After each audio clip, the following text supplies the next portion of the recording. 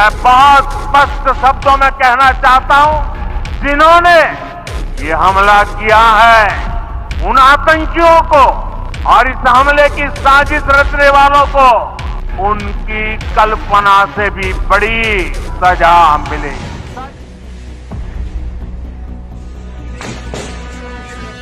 तोयबा के दो आतंकवादी जो पहलगाम आतंकी घटना में शामिल थे, उन लोगों के घर सेना ने उड़ा दिए हैं।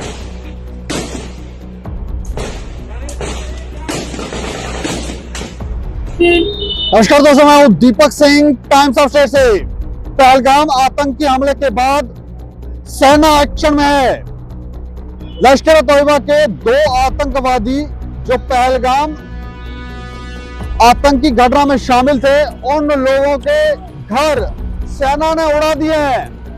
उनकी तस्वीरें हम आपको दिखाने जा रहे हैं। कल प्रधानमंत्री ने अपने भाषण में जो शब्द कहे, उसके बाद तो ऐसा लगता है कि सेना इन आतंकवादियों को जड़ से उखाड़ फेंकने के लिए तैयारी कर चुकी है। पाकिस्तान डर और खौफ के साए में है। जगह जगह एक ही आवाज उठ रही है कि अब और नहीं। कितने निर्दोष लोगों का खून हिंदुस्तान की धरती पर बहा जाएगा, मंदिरों के शहर में बहा जाएगा। तस्वीरों के साथ इस खबर को विस्तार से बताने जा रहे हैं।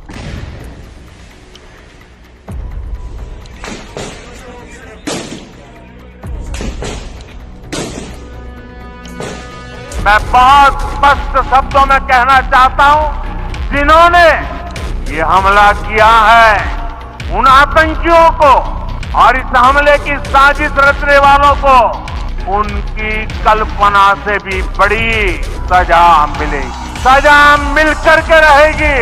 अब आतंकियों की बची खुची जमीन को भी मिट्टी में मिलाने का समय आ गया है। पहलगाम हमले के बाद अब सेना एक्शन मोड में है। आतंकियों के खिलाफ निर्णायक कार्रवाई शुरू हो चुकी है। 22 अप्रैल को कश्मीर के पहलगाम के बेसरन इलाके में हुए आतंकी हमले में निर्दोष 26 पर्यटकों की जान चली गई। यह हमला न सिर्फ कश्मीर बल्कि पूरे देश के सीने पर वार था। अब इस हमले में शामिल आतंकियों के खिलाफ भारतीय सुरक्षा बलों की ओर से बड़ा एक्शन लिया जा रहा है। शुक्रवार को सेना ने लश्कर तोयबा के दो आतंकवादी आदिल हुसैन खोकर और आसिफ शेख के घरों को तबाह कर दिया, जिनकी तस्वीरें हम आपको दिखा रहे हैं। जब जवान इन घरों में तलाशी ले रहे थे, तभी अचानक एक आईईडी में धमाका हो गया। माना जा रहा है कि ये विस्फोटक पहले से ही घर के भीतर रखा हुआ था। आदिल हुसैन खोकर, जो बिजबहरा ब्लॉक के गुरी गांव का निवासी है, ने 2018 में पाकिस्तान जाकर आतंकी प्रशिक्षण लिया था और अब भारत लौटकर खून खराबे में लिप्त है। वहीं पुलवामा के तराल का निवासी आसिफ शेख बेसरन हमले की साजिश में शामिल था। इन दोनों आतंकवादियों को मोस्ट वांटेड घोषित किया जा चुका है और अनंतनाग पुलिस ने इनके बारे में सूचना देने वाले को 20 लाख रुपए का इनाम घोषित किया है। हमले के 2 दिन बाद प्रधानमंत्री नरेंद्र मोदी ने देश को संबोधित करते हुए कहा, मैं बहुत स्पष्ट शब्दों में कहना चाहता हूं, जिन्होंने ये हमला किया है उन आतंकियों को और इस हमले की साजिश रचने वालों को उनकी कल्पना से भी बड़ी सजा मिलेगी। सजा मिलकर के रहेगी। अब आतंकियों की बची खुची जमीन को भी मिट्टी में मिलाने का समय आ गया है। हम आतंक के खिलाफ किसी भी कीमत पर पीछे नहीं हटेंगे। अब निर्णायक समय आ चुका है। हर बूंद का हिसाब लिया जाएगा। 24 अप्रैल को बुलाई गई नेशनल सिक्योरिटी कमेटी की बैठक में भारत ने पाकिस्तान के खिलाफ 5 बड़े फैसले लिए थे, जिसमें सिंधु जल समझौते पर रोक, पाकिस्तानी नागरिकों के वीजा तत्काल प्रभाव से रद्द, अटारी बागा बॉर्डर पूरी तरह बंद, पाक उच्चायोग पर सख्त कार्रवाई, पाकिस्तान स्थित भारतीय दूतावास को अस्थायी रूप से बंद करने का निर्णय। इस समय देश में गुस्से की लहर है और जनता एक स्वर में कह रही है अब और नहीं। भारत ने कूटनीतिक स्तर पर पाकिस्तान को अलग थलग करने की दिशा में बड़े कदम उठाए हैं।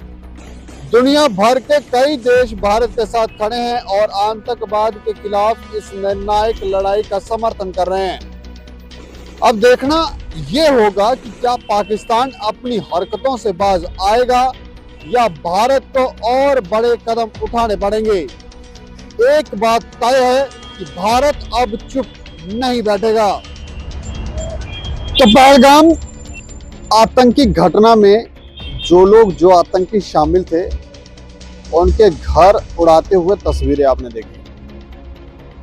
साफ संदेश है कि करारा जवाब दिया जाएगा और ये जवाब जरूरी भी है।